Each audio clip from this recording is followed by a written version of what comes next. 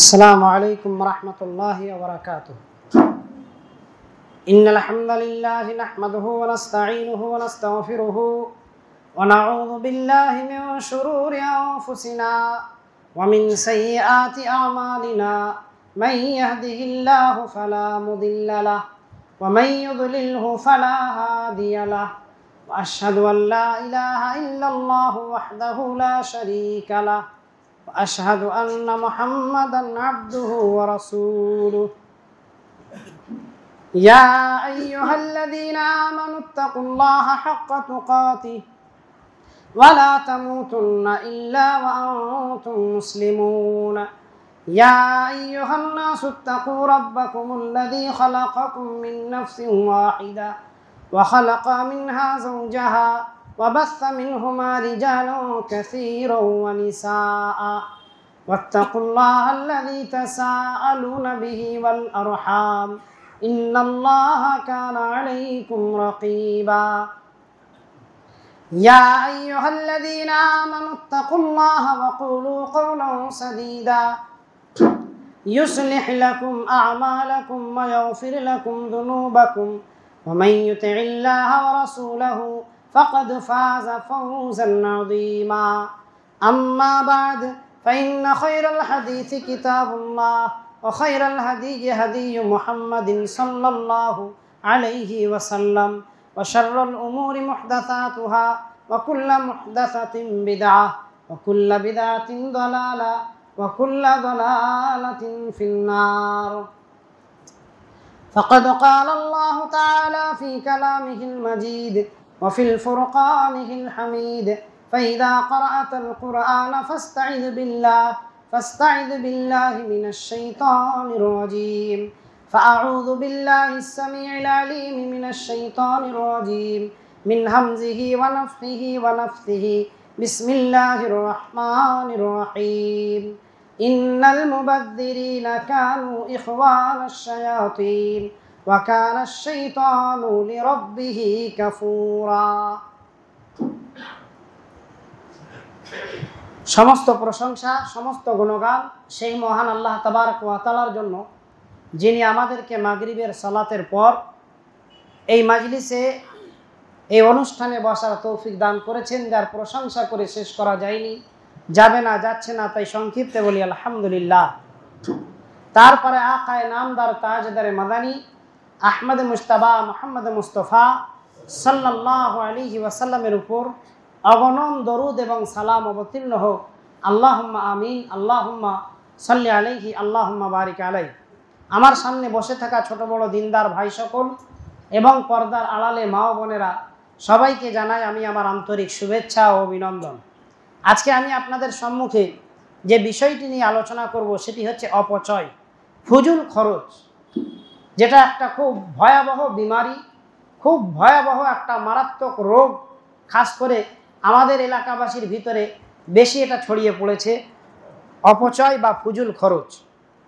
ফুজুল খরচ বা অপচয় কোন জিনিসে? প্রত্যেকটা জিনিসে আপনি অপচয় ধরতে পারেন, ফুজুল খরচ, যেটা ইসলামও মেনে নেয় না।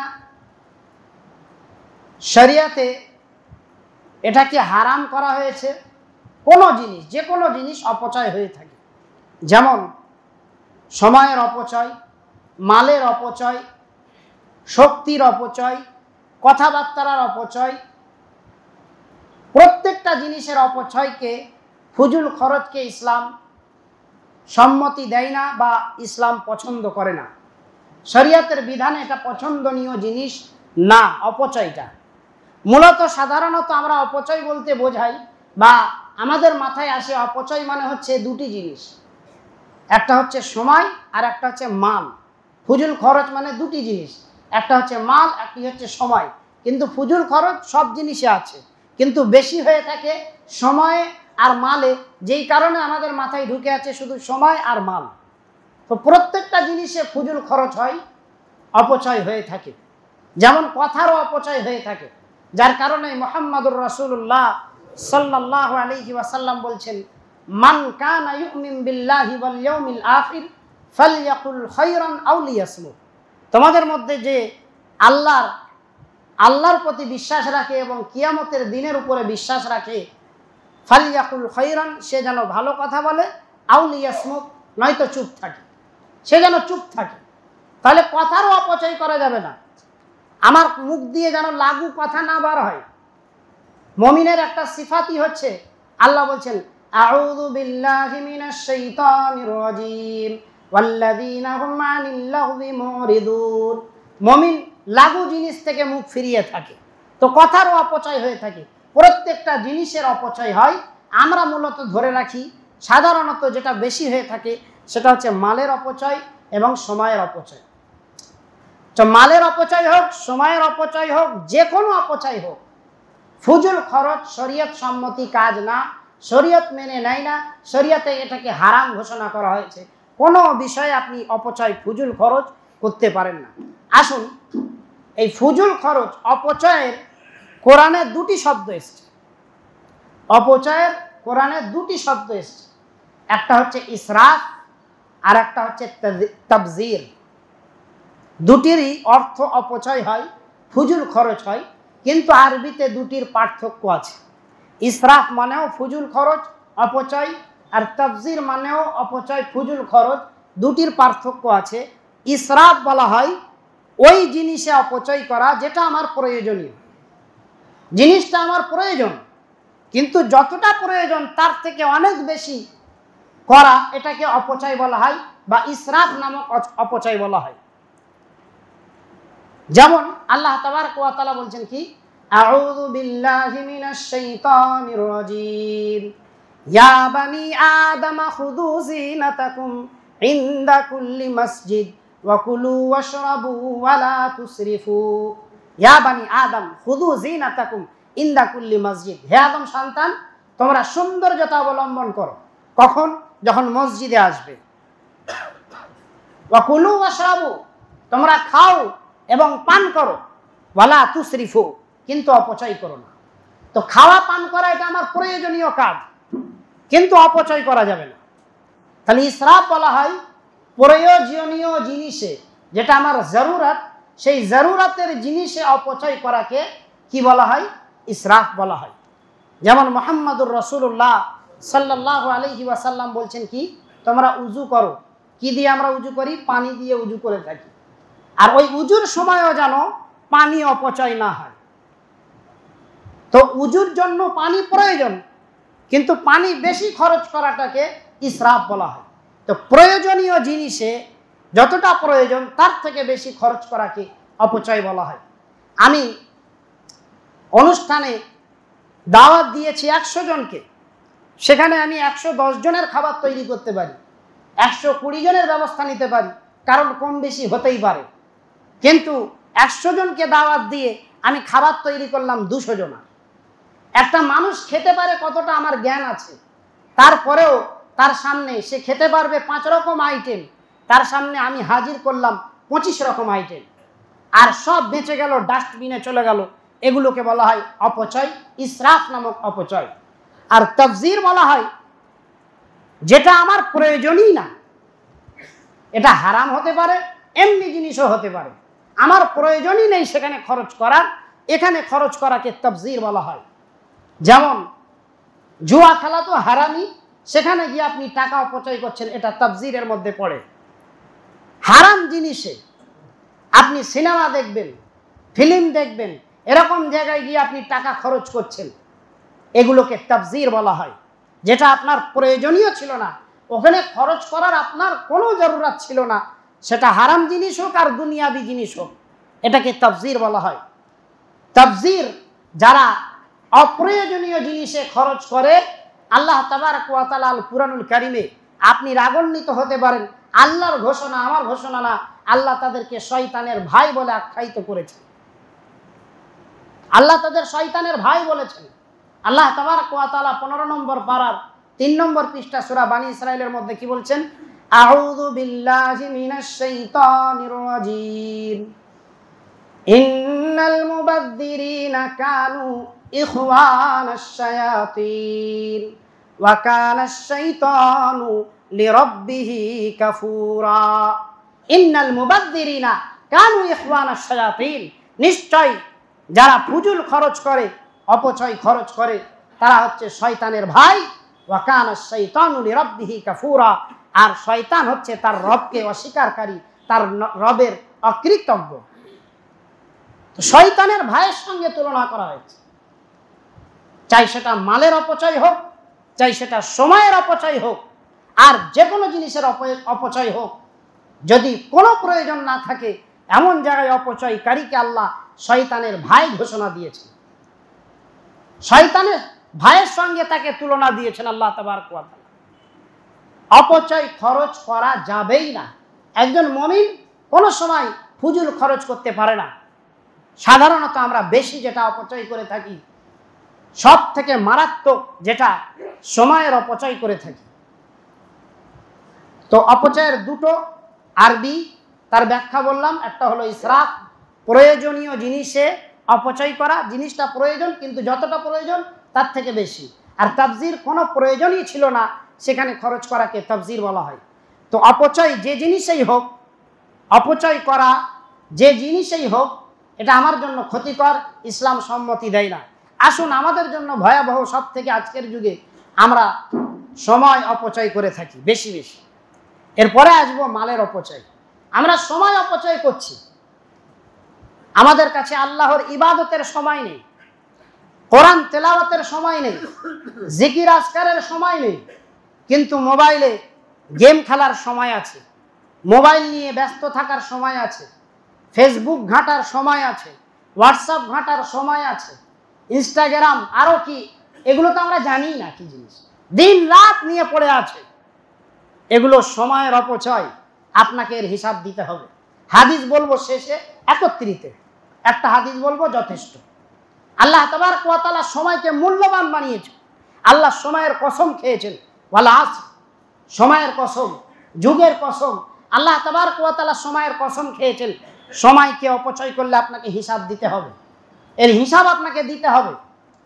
আশ্চর্য লাগে আমাদের মানুষদেরকে, আল্লাহর ইবাদতের জন্য সময় নেই, কিন্তু শয়তানের কাজে সময় অপচয় হচ্ছে, শয়তানের কাজে ফুজুল খরচ হচ্ছে সময়ে।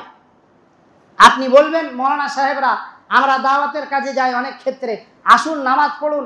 মনি সাহেব খুব ব্যস্ত থাকি, খুব ব্যস্ত, কাজ কাম, নামাজের সময় হয় না। ওই ছেলেটাই রাস্তায় বসে মোবাইল ঘাঁটছে, তার বন্ধু যদি জিজ্ঞাসা করে কি করছিস মোবাইল নিয়ে, আর কি করব, কাজ নেই, একটু টাইম পাস করছি। টাইম পাস হচ্ছে না। যেই ছেলেটা আমাকে বলল যে সময় পাচ্ছি না নামাজ পড়ার, এত ব্যস্ত কাজ কামে, ওই ছেলেটা বন্ধুকে উত্তর দিচ্ছে কাজ কাম নেই, কি করব, টাইম কাটছে না, তাই বসে বসে একটু টাইম পাস করছি, টাইম পাস করছে।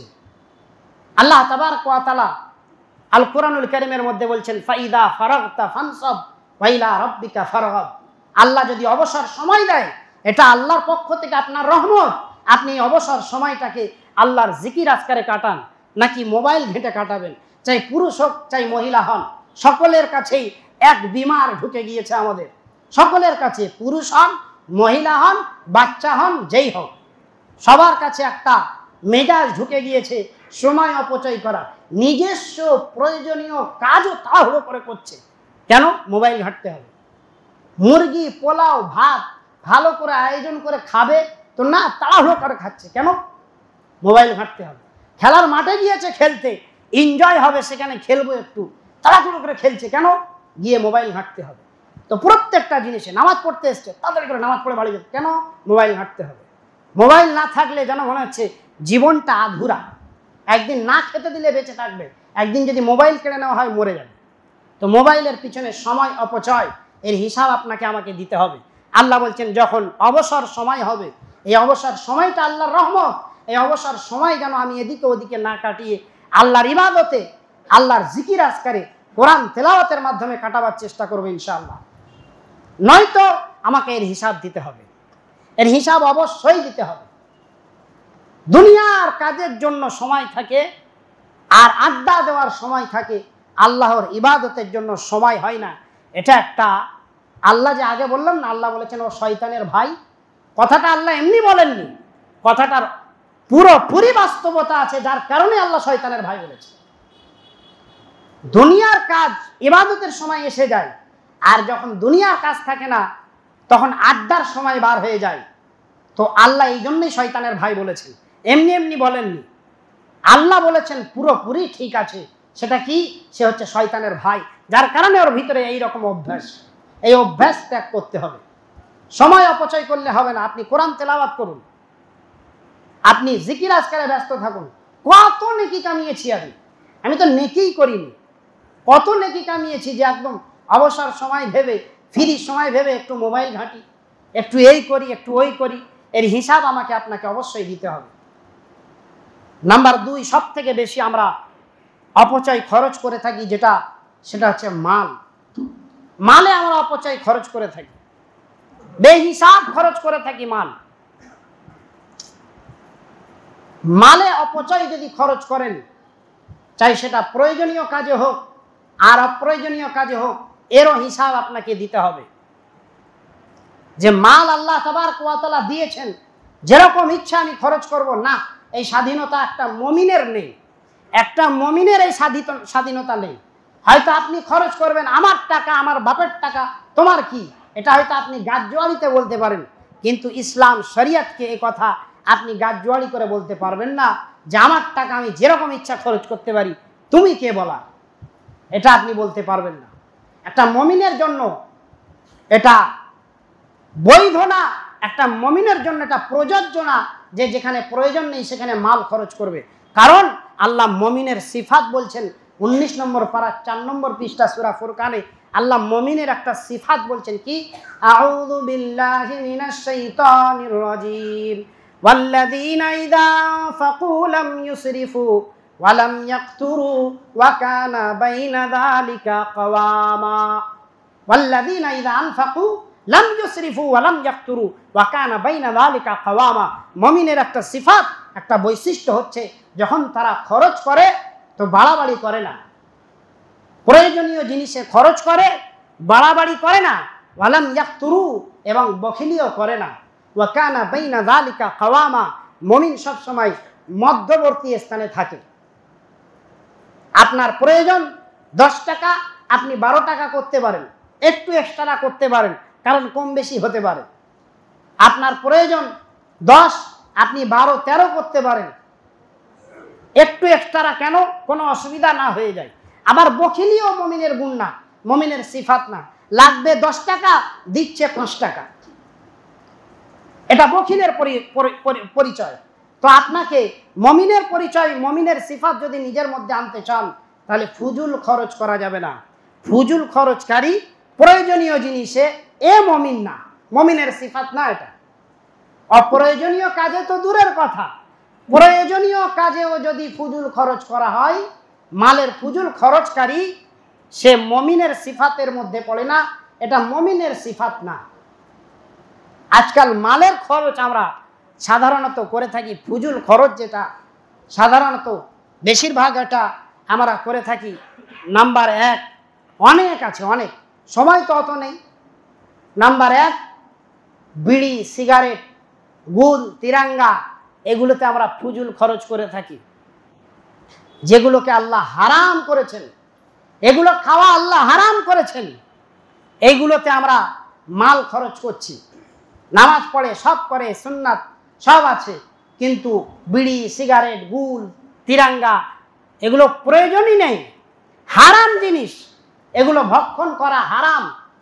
আর এই জিনিসগুলো ব্যবহার করা, এগুলো ফুজুল খরচের অন্তর্ভুক্ত, এগুলো ফুজুল খরচের অন্তর্ভুক্ত, কোনো প্রয়োজন নেই।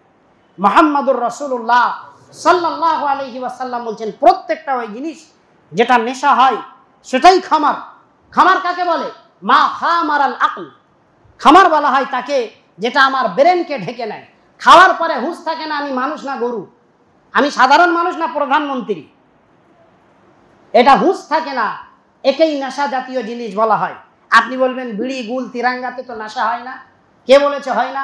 যে খায় না তাকে একবার দিন, দেখুন হয় কি না, মাথা ঘুরে পড়ে যাবে। আপনার অভ্যাস আছে, আপনি চালাচ্ছেন, কোনো অসুবিধা নেই। আর যার অভ্যাস আছে ওনাকেও একটু বেশি করে দিয়ে দিন, দেখবেন উজু করতে করতে পুকুরে সাঁতার কাটছে অলরেডি, মাথার হুঁশ চলে যাবে। এই জিনিসটা আপনি টাকা খরচ করছেন, এই টাকা খরচটা হচ্ছে ফুজুল খরচ। আমাদের উস্তাগার ছেলেরা খাস করে যুবক ছেলেরা এত তিরঙ্গা, এত সিগারেট বিড়ির পিছনে খরচ করে, দুঃখ লাগে যদি ওই টাকা আপনি হিসাব করেন সাপ্তাহিক, একজন মধ্যবর্তী লোকের সংসার চলে যাবে। 2 থেকে 3 হাজার টাকার উপরে এই নেশার পিছনে খরচ করে। এর হিসাব কিন্তু আপনাকে দিতে হবে। আপনার পয়সা, আমি শুরুতে বললাম আমার পয়সা আমি খাবো, তোমার কি? এই হিসাব আপনাকে দিতে হবে। এই টাকাতে সংসার চলে যাবে কত মানুষের, আর এটা আপনার জন্য ক্ষতিকারক। এটা আপনার জন্য ক্ষতিকারক, আমার জন্য ক্ষতিকারক। দুঃখ লাগে মুসল্লিরা মসজিদে পর্যন্ত এই ধরনের জিনিস নিয়ে আসে, যেখানে মুহাম্মাদুর রাসূলুল্লাহ সাল্লাল্লাহু আলাইহি ওয়াসাল্লাম বলছেন যে একজন ব্যক্তি পেঁয়াজ খাওয়ার পরে যেন মসজিদে না আসে, কারণ নামাজে আল্লাহর সাথে কথাবার্তা হয়, ফেরেশতারা দুর্গন্ধে কষ্ট পাবে। একটা হালাল জিনিস আল্লাহর রাসূল সাল্লাল্লাহু আলাইহি ওয়াসাল্লাম খেয়ে মসজিদে আসতে বারণ করছেন, আর আপনি জিনিস একটা নিকৃষ্ট জিনিস, অনেকেই হারাম মানেন না, কারোর বিরুদ্ধে যাব না, ঠিক আছে হারাম না, আরে মাকরুহ। তো মাকরুহ মানে কি? মাকরুহ মানে যে জিনিসটা আল্লাহ এবং তার রাসূল অপছন্দ করেছেন ওটা মাকরুহ। তা আল্লাহ এবং তার রাসূল অপছন্দ করেছেন যেই জিনিসটা, ওটা নিয়ে আপনি মসজিদে আসছেন। হালাল জিনিস আল্লাহ রসুল পেঁয়াজ রসুন খেয়ে আসতে বারণ করছেন, আর আপনি অপবিত্র জিনিস নিয়ে আসছেন মসজিদে, এর হিসাব আপনাকে দিতে হবে। তো মাল ফুজুল খরচ হচ্ছে আমাদের এই একটা দিক, নেশা জাতীয় জিনিসে ফুজুল খরচ। নাম্বার 2, আমাদের এলাকায় একটা বড় রোগ হয়ে দাঁড়িয়েছে ফুজুল খরচ। বিয়ে বাড়িতে ফুজুল খরচ, এর হিসাব আপনাকে দিতে হবে। একটা বড় বিমার ঢুকে গিয়েছে, পানচিনি পাকা দাকা। আগে তো হতো, হাফেজ সাহেব আগে খুব বলতেন এগুলোর বিরুদ্ধে, তখন ছোটখাটো হতো, তাই উনি অত কড়াকড়ি ভাবে বলতেন। আর আজকে যদি উনি দেখতেন এই হালাতগুলো, তাহলে কিভাবে বলতেন আল্লাহই জানে। কি অবস্থা এই পানচিনি আর পাকা দাকার, এতে তো হারাম কাজ চলছে। বিষয় আমার ফুজুল খরচে, অত ওই দিকে যাব না। লক্ষ লক্ষ টাকা খরচ বিয়ের আগেই, নাউজুবিল্লাহ মিন যালিক। আল্লাহ রাসূল সাল্লাল্লাহু আলাইহি ওয়াসাল্লাম বলছেন ওই বিয়েটা সব থেকে বরকতময় যেই বিয়েতে কম খরচ। আর আমার বিয়ের আগেই টাকা শেষ, ধন দৌলত শেষ। একদম বিয়ে বাড়ির অনুষ্ঠান দেখলে মাথা খারাপ, লক্ষ লক্ষ টাকা খরচ আপনি করছেন। আপনি অনুষ্ঠান করুন না, মান্নাতে জান্নাতে যেখানে ইচ্ছা করুন, কিন্তু খরচটা তো আপনাকে হিসাব করে করতে হবে। খরচ যদি আপনি হিসাব করে না করেন, এর জবাব আপনাকে দিতে হবে। হ্যাঁ ঠিক আছে, এখানে জায়গা নেই, বর্তমান যুগে আমাদের এলাকার জায়গা সব দিকে ঘেরা, বাড়ি ঘর ফাঁকা মাঠ খুব কম, যার কারণে ম্যারেজ হল ভাড়া নিতে হয়, মান্নাত জান্নাত ভাড়া নিতে হয়। আপনি নেন, অনুষ্ঠান করুন মান্নাতে জান্নাতে, কিন্তু সেখানে খরচটা আপনি হিসাব করে করুন। এর হিসাব আপনাকে দিতে হবে। ওই যেই লোকটাই মান্নাতে জান্নাতে অনুষ্ঠান করছে, লক্ষ লক্ষ টাকা খরচ করছে, পানচিনি আর পাকা দাকার নামে হারাম কাজ করছে, ওই লোকটার কাছেই যখন মসজিদ কমিটি যাবে, 4-5 জন একসাথে মসজিদের কাজ হচ্ছে, 4-5টা মতোয়াল্লি মসজিদের কমিটি আসছে, ওই লোকটাই মসজিদের কমিটিকে দেখে পালিয়ে যাবে। ওই আসছে চাইলে, আপনি 5 লক্ষ 6 লক্ষ টাকা খরচ করলেন, যেখানে নেকি নেই, কিচ্ছু নেই, আর আপনি মসজিদ কমিটিকে দেখে পালিয়ে যাচ্ছেন। এই আসছে, এই বিল্লি আসছে, চাইতে আসছে, আপনি পালিয়ে যাবেন। ওই মসজিদ কমিটি আপনার কাছে চাঁদা চাইতে যাবে, আপনি কত দেবেন? 500 টাকা। বাজার খারাপ, 500 লেখো না, এই তো বাজারের হাল। আর ওই লোকটার অনুষ্ঠান লক্ষ লক্ষ টাকা খরচ হচ্ছে। আল্লাহ বলেছেন ইন্নাল মুবাযযিরিনা কানু ইখওয়ানাশ শায়াতিন, অপচয় খরচকারী শয়তানের ভাই। আল্লাহ এমনি বলেন। আল্লাহর ঘরের জন্য, কাজের জন্য চাঁদা চাইতে গেলে কমিটিকে দেখে পালিয়ে যাবে। বার হয়েছে দল দল, এবারে চাইবে, অমনি লুকিয়ে যাবে, পালিয়ে যাবে। যদি ধরা পড়ে যায় খুব বেশি 500 টাকা ঠেকাবে, এর বেশি না। বাজার হাল খুব খারাপ। আর ওই লোকটারই অনুষ্ঠানে কত মানুষ, কত লক্ষ লক্ষ টাকা খরচ।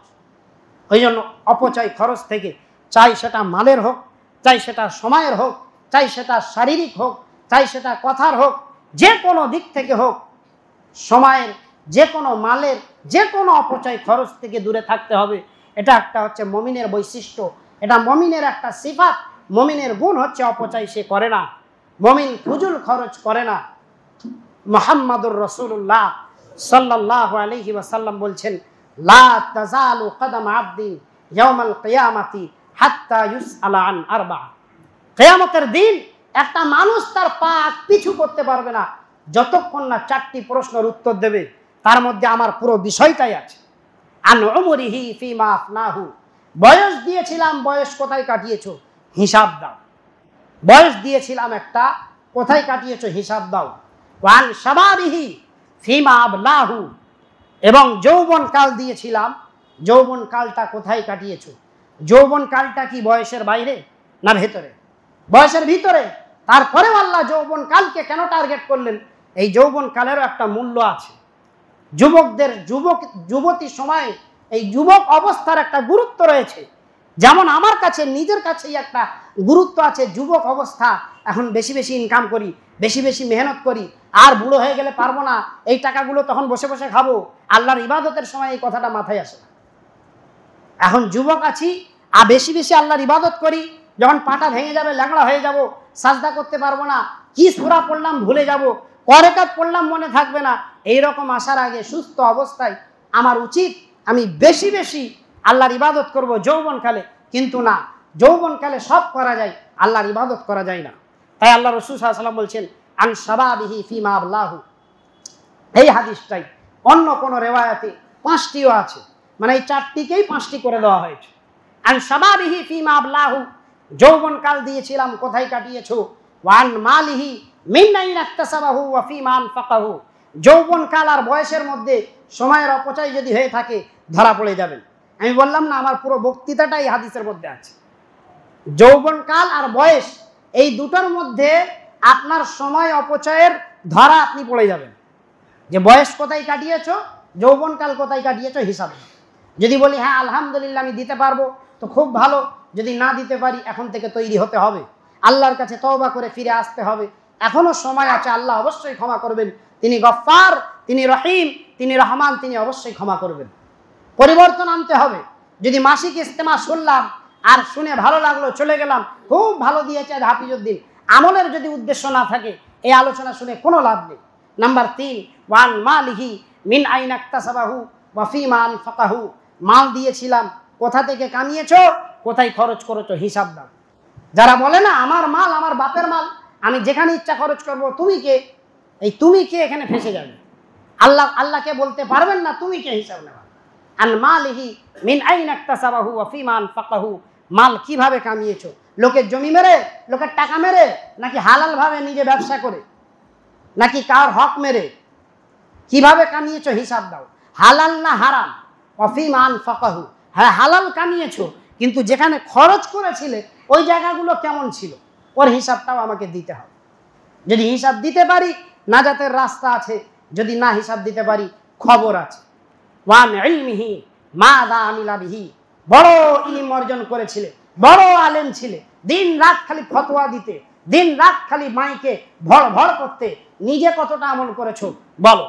মাযা আমিলা বিহি, আলেম সাহেব ফেসে যাবেন, আর যারা জ্ঞান অর্জন করছেন ফেসে যাবেন। মাযা আমিলা বিহি, আলেমের আমল ঠিক নেই, তালিম সাহেব ফেসে যাবেন সেদিনকে এই প্রশ্নতে যে কতটা আমল করেছো। আমাকে আমল করতে হবে।